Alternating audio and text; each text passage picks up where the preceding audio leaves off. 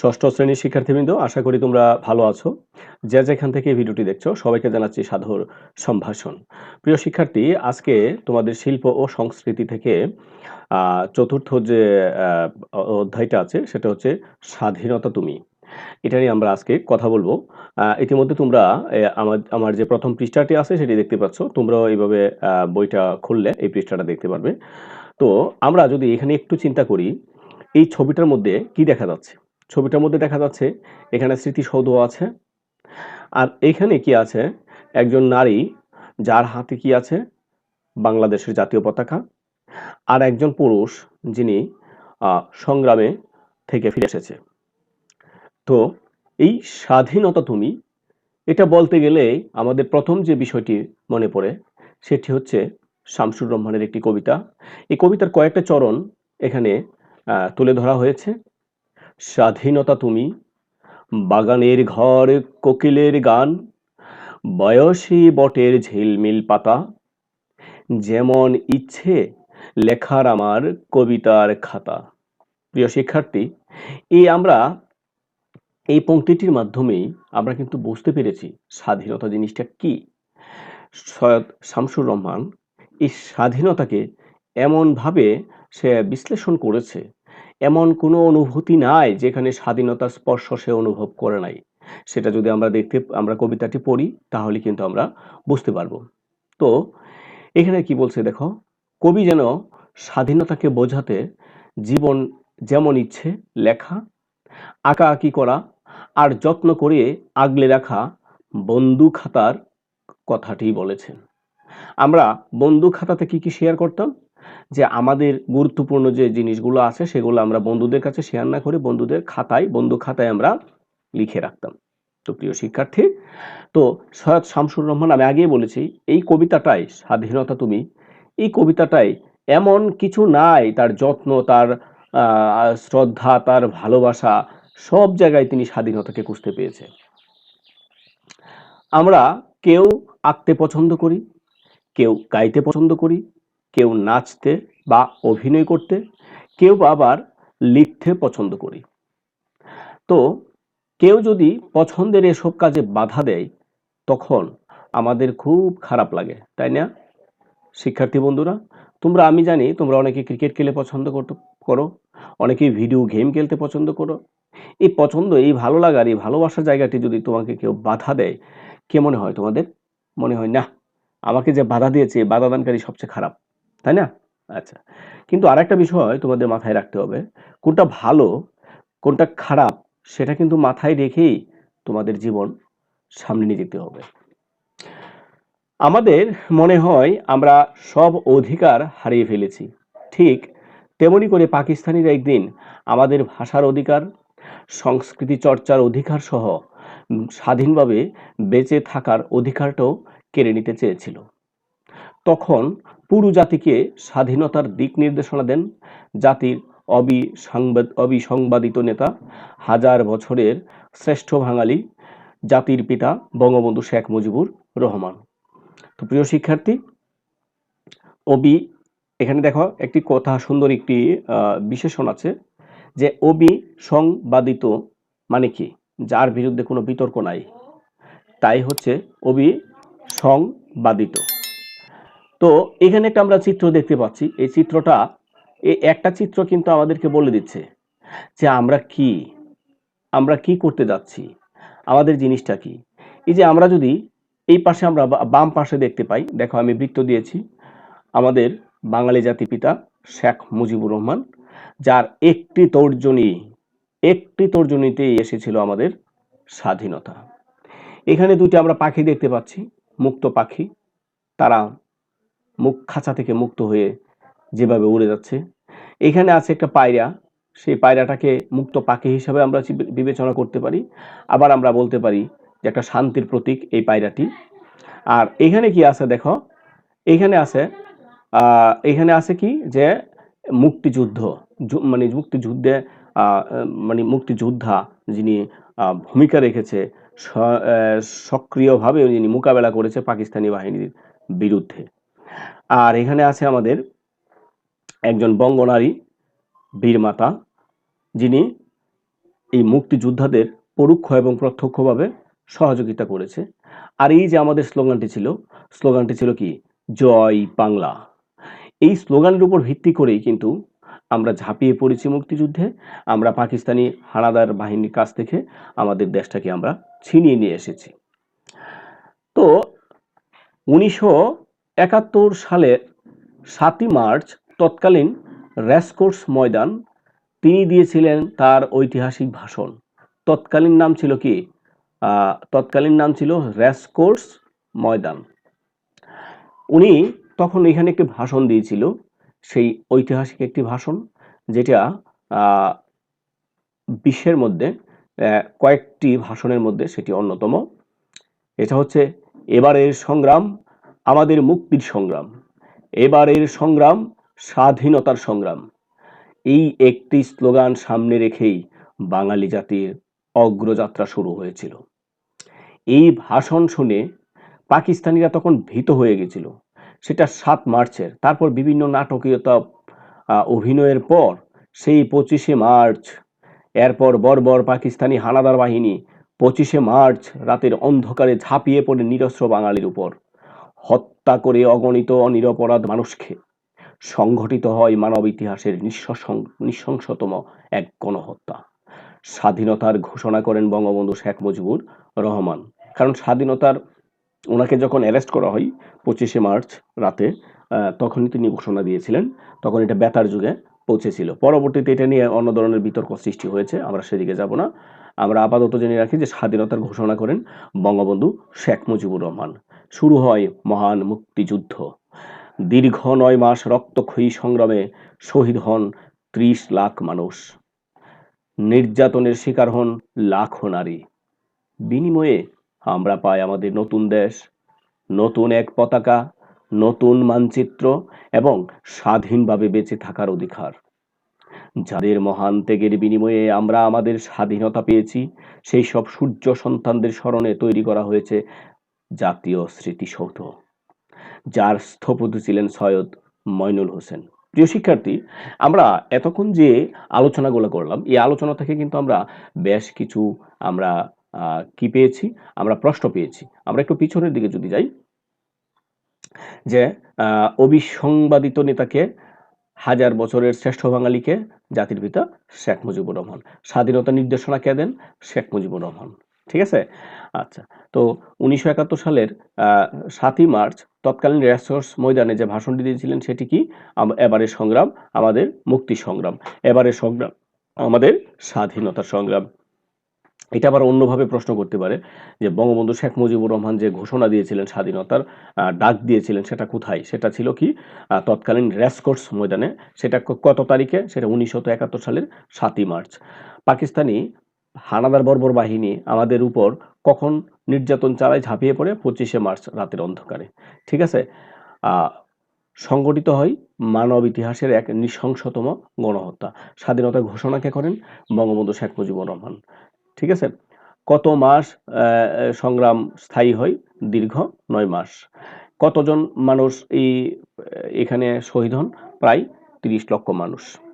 বিনিময়ে আমরা এটা পেয়েছি। তো এই স্বাধীনতা বা স্বাধীন যোদ্ধাদের স্মরণে আমরা কি তৈরি করেছি? আমরা করেছি স্মৃতিসৌধ। স্মৃতিসৌধের স্থপতি কে ছিলেন? সৈয়দ মাইনুল হোসেন। তো প্রিয় শিক্ষার্থী, আমরা স্মৃতিসৌধটা একটু দেখতে পাই।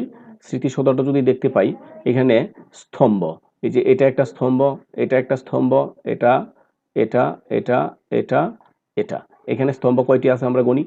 1 2 3 4 5 6 7।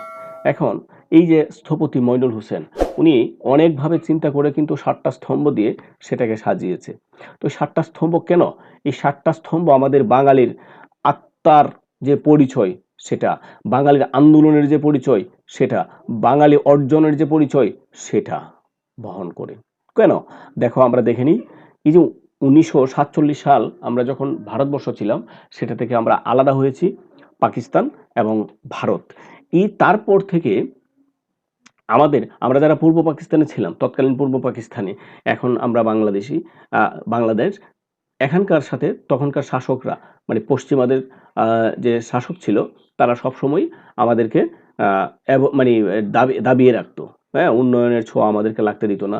আমাদের ভাষাকে তারা কেড়ে নিবে। এরকমভাবে ১৯৫২ সালে একটা ভাষার আন্দোলন হয়। সেটাই হচ্ছে আমাদের এই ১৯০০ মুক্তিযুদ্ধের একটা ভিত্তি। বুঝতে পেরেছ? এই যে এটা একদম নিচে, তার মানে ভিত্তিটা কি ১৯৫২ সালের ভাষা আন্দোলন। এই ভাষা আন্দোলনকে কেন্দ্র করেই তারপর এখানে কি হয়েছে? যুক্তফ্রন্টের একটা নির্বাচন হয়েছে।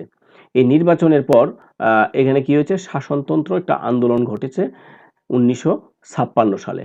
তারপর ১৯৬২ সালে শিক্ষা আন্দোলন হয়েছে। ১৯৬৬ সালে বঙ্গবন্ধুর ৬ দফা আন্দোলন, ১৯৬৯ সালে গণ অভ্যুত্থান এবং সর্বশেষ আমাদের ১৯৭১ সালে মহান মুক্তিযুদ্ধ সংঘটিত হয়। যে যুদ্ধে আমরা পেয়েছি আমার মায়ের ভাষা বলার অধিকার, আমরা পেয়েছি আমাদের নিজস্ব বেঁচে থাকার একটা অধিকার। তো এখন যদি তোমাদেরকে বলা হয় যে এই ৭ টি স্তম্ভের কারণ কি? তাহলে অবশ্যই বলবা ৫২ র ভাষা আন্দোলন, ৫৪ র যুক্তফ্রন্ট নির্বাচন, ৫৬ র শাসনতন্ত্র আন্দোলন, ৬২ র শিক্ষা আন্দোলন, ৬৬ র ৬ দফা, ৬৯ এর গণ অভ্যুত্থান এবং ১৯৭১ সালের সর্বশেষ মুক্তিযুদ্ধ। তো আ তোমরা যেটা করবে সেটা আঁকার একটু চেষ্টা করবে। এটা যদি তোমরা আঁকতে পারো, এটা তোমাদের কাছে অনেকটা ভালো লাগবে। এটা ২ ভাবে আমি আঁকাবো। একটা হচ্ছে সামনের দিক থেকে দেখলে কেমন লাগে, আর এটা হচ্ছে একটা পাশ থেকে দেখতে যেমনটা প্রয়োজন মনে হয়। তো দেখো, আমরা প্রথমে জাতীয় স্মৃতিসৌধ সম্পর্কে জানব।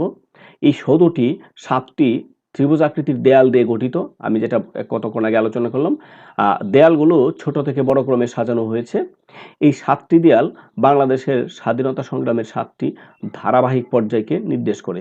১৯৫২ সালের ভাষা আন্দোলন, ১৯৫৪ সালের যুক্তফ্রন্ট নির্বাচন, ১৯৫৬ সালের শাসনতন্ত্র আন্দোলন, ১৯৬২ সালের শিক্ষা আন্দোলন, ১৯৬৬ সালের ৬ দফা আন্দোলন, ১৯৬৯ সালের গণ অভ্যুত্থান এবং সর্বপরিণয় যেটার মধ্যে হয়েছে সেটা হচ্ছে ১৯৭১ সালের মুক্তিযুদ্ধ। প্রিয় শিক্ষার্থী, আমরা এখানে একটা মুক্তিযুদ্ধের আমাদের স্বাধীনতাকালীন যুদ্ধের সময় আমরা যে মানচিত্রটা পেয়েছি এবং যুদ্ধ পরিচালনার জন্য যে মানচিত্রটা হয়েছিল সেটা অনেকটা এরকম। তো এখানে কি আছে দেখো, এখানে নাম্বারিং করা আছে। ১, এখানে ২, এখানে ৩, এখানে ৪, ৫, ৬, ৭, ৮, ৯, ১০ এবং ১১। এইগুলা হচ্ছে মুক্তিযুদ্ধের সেক্টর সমূহ। কারণ এখন আমাদের বাংলাদেশকে বিভিন্ন প্রশাসনিকভাবে শাসন করার জন্য আমাদের বাংলাদেশ কিন্তু কয়টি ৮টি বিভাগে গঠিত, তাই না? এই ৮টি বিভাগ এটা কি হচ্ছে যে এটাকে বাংলাদেশকে পরিচালনা করার জন্য এরকমভাবে মুক্তিযুদ্ধকে পরিচালনা করার জন্য আমাদের বাংলাদেশকে ১১টা সেক্টরে মানে ১১টা ভাগে ভাগ করা হয়েছিল। এই ১১টা ভাগে প্রত্যেকটা ভাগে একজন করে কমান্ডার ছিল। ঠিক আছে? আর এই পুরো মুক্তিযুদ্ধটাকে পরিচালনা করার জন্য আমাদের এমএজি ওসমানী ছিল এটার সাধারণ সেনাপ্রধান। তো প্রিয় শিক্ষার্থী, আমরা এই সেক্টর সম্পর্কে একটু জানি। আ তো দেখো, আমাদের সশস্ত্র মুক্তিযুদ্ধ পরিচালনার জন্য সমগ্র দেশকে ১১টি সেক্টরে ভাগ করা হয়েছিল। আমরাও এবার সব সহপাঠী সমানভাবে ১১টা দলে বিভক্ত হয়ে যাব। তোমাদের এখানে যদি ২২ জন থাকে, প্রত্যেকটা দলে যাবে ২ জন করে। যদি ২৪ জন থাকে, তাহলে একটাই বেশি যাবে, হ্যাঁ? ২ টাই বেশি যাবে। এরকমভাবে ভাগ হয়ে যাবে।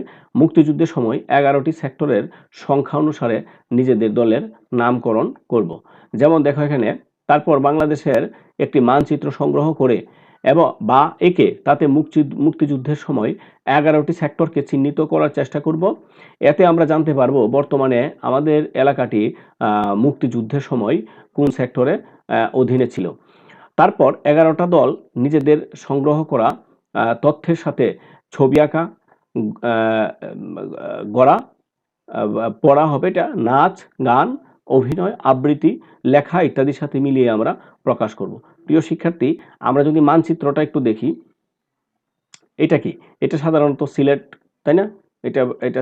এটা সিলেট বিভাগ বর্তমানে। সিলেটের মধ্যে ২ টা ছিল, ৪ এবং ৫। আর এখানে দেখো, এখানে এই যে ব্রাহ্মণবাড়িয়ার কিছু একটা অংশ আসছে, যেটা হচ্ছে আমার সেক্টর। আমি ৩ নম্বর সেক্টরে, কিশোরগঞ্জ।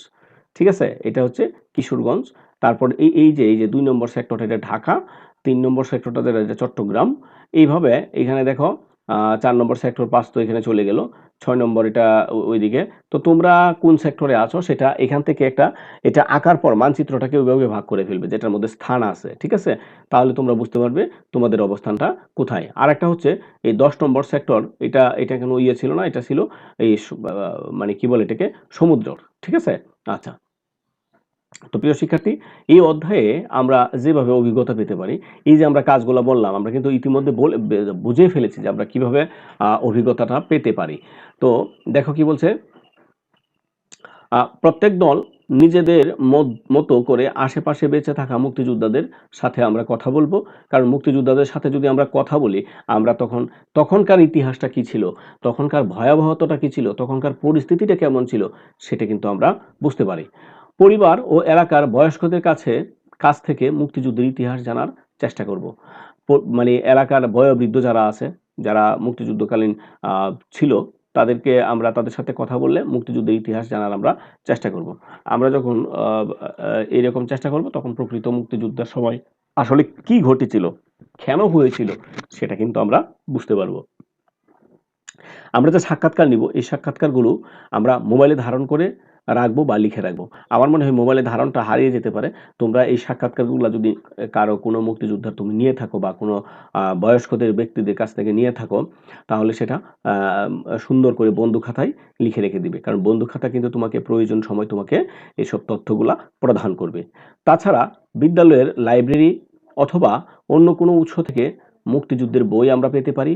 পত্রিকা সংগ্রহ করে তা থেকেও আমরা মুক্তিযুদ্ধের ইতিহাস জানার চেষ্টা করব। প্রিয় শিক্ষার্থী, আমরা ইতিমধ্যে আমরা জেনে গেছি যে আমাদের প্রত্যেকটা প্রাথমিক বিদ্যালয়ে এবং কিছু কিছু মাধ্যমিক বিদ্যালয়ে আমাদের কি আছে, লাইব্রেরি আছে। এই লাইব্রেরি থেকে আমরা মুক্তিযুদ্ধের বই বা ইতিহাসের বই এগুলো নিয়েও আমরা ইতিহাস সম্পর্কে জানতে পারি। তো আমরা এই অধ্যায়ে যা যা করতে পারি, কি করতে পারি দেখো, মুক্তিযুদ্ধের সমস্ত তথ্য উপাত্ত নিয়ে আমরা প্রত্যেকটি দল তালিকা করে বন্ধু খাতায় জমা রাখবো। এই যে বন্ধু খাতাটা বলেছিলাম, প্রত্যেকটি দল মুক্তিযুদ্ধ ও স্বাধীনতা দিবসের ইতিহাস সম্পর্কে নিজেদের চিন্তা মতো ছবি এঁকে তাতে মনের মতো রং করতে পারি। বিভিন্ন রঙের কাগজ, পত্রিকা, ছবি কেটে আঠা দিয়ে, মানে কোলাজের মতো আর কি, আঠা দিয়ে কাগজে লাগিয়ে পছন্দ মতো আমরা কোলাজ চিত্র তৈরি করতে পারি। আর কি করতে পারি, মুক্তিযুদ্ধের ইতিহাস সম্পর্কিত গান, নাচ, ছড়া, কবিতা বা গল্প লেখার মাধ্যমে আমরা প্রকাশ করতে পারি। প্রত্যেক দল চাইলে মাটি, কাঠ ইত্যাদি দিয়ে জাতীয় স্মৃতিসৌধের কাঠামো আমরা গড়তে পারি। স্বাধীনতা দিবসের সাথে সম্পর্কিত অন্য যে কোনো কিছু গড়ে উপস্থাপন আমরা করতে পারি। এবার ২৬শে মার্চ মহান স্বাধীনতা দিবসকে কেন্দ্র করে আমরা সব দলের তৈরি করা শিল্পকর্মগুলো শ্রেণীকক্ষে আমরা প্রদর্শন করব। প্রত্যেকটি দল নিজেদের পরিকল্পনা মতো স্বাধীনতার গান, নাচ, নিজেদের তৈরি করা নাটিকা, কবিতা বা ছড়ার মধ্য দিয়ে মহান স্বাধীনতা দিবসে সকল বীর শহীদদের প্রতি আমরা শ্রদ্ধা ও সম্মান জানাবো। প্রিয় শিক্ষার্থী, এখানে দেখো এই পৃষ্ঠাটা কিন্তু তোমাদের জন্য। এই অধ্যায়ে আমি যা যা করেছি তা লিখি। এই অধ্যায়ে আমরা কি করেছি, এই অধ্যায়ে আমরা একজন মুক্তিযুদ্ধের সাক্ষাৎ নিয়েছি। মুক্তিযুদ্ধের সাক্ষাৎকারটা আমি বন্ধু খাতায় লিখেছি। মুক্তিযুদ্ধের ইতিহাস সম্পর্কে বইগুলা পড়েছি। বইগুলা পড়ে আমরা ইতিহাস সম্পর্কে জেনেছি, সেটাও আমরা বন্ধু খাতায় লিখেছি। মুক্তিযুদ্ধ ২৬শে মার্চ উদযাপনের জন্য আমরা যখন স্বাধীনতা দিবস উদযাপন করব, এর আগেই আমরা বিভিন্ন উপাদান দিয়ে আমরা মুক্তিযুদ্ধে ব্যবহৃত জিনিস বা স্বাধীনতার ব্যবহৃত জিনিসগুলা আমরা তৈরি করেছি, যা এই আমরা কি করেছি, এটা প্রদর্শন করেছি। এখন অনুভূতি যদি আমরা বর্ণনা করতে চাই, এই অনুভূতিটা আমার কাছে খুবই একটি আশ্চর্যকর অনুভূতি বলে মনে হয়েছিল। কারণ যদি আমি তখন বেঁচে থাকতাম, আমিও মুক্তিযুদ্ধে অংশগ্রহণ করতাম। এইভাবে তোমরা একটু সাজিয়ে এটাকে লিখে ফেলবে। ঠিক আছে? তো আশা করি তোমাদের এই ভিডিওটি ভালো লেগেছে। পরবর্তী যে ভিডিওটি আসবে সেটা দেখার আমন্ত্রণ জানিয়ে এখানে বিদায় নিচ্ছি। ভালো থাকবে সবাই। ধন্যবাদ সবাইকে।